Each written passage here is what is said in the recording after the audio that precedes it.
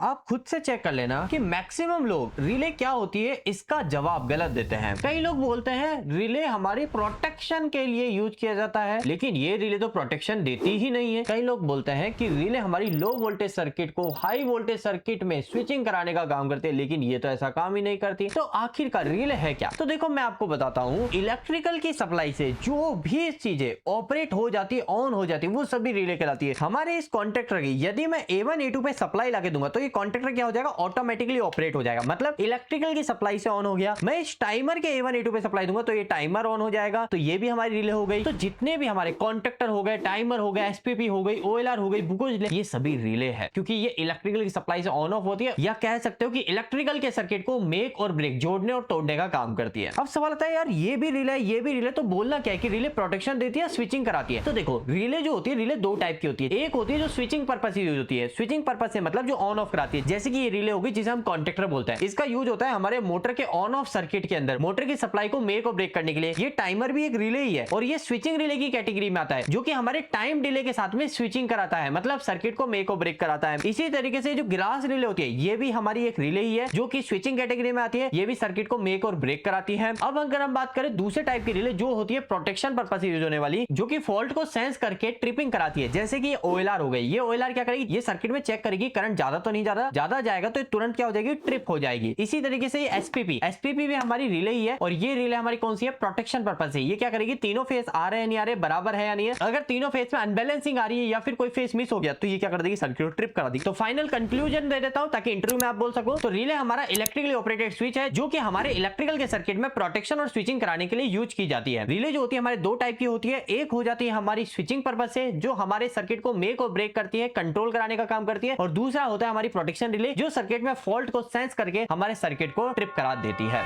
अब इंडस्ट्री के सभी काम को प्रैक्टिकल करना सीखिए इलेक्ट्रिकल दोस्त ऐप के साथ। आज ही डाउनलोड करें।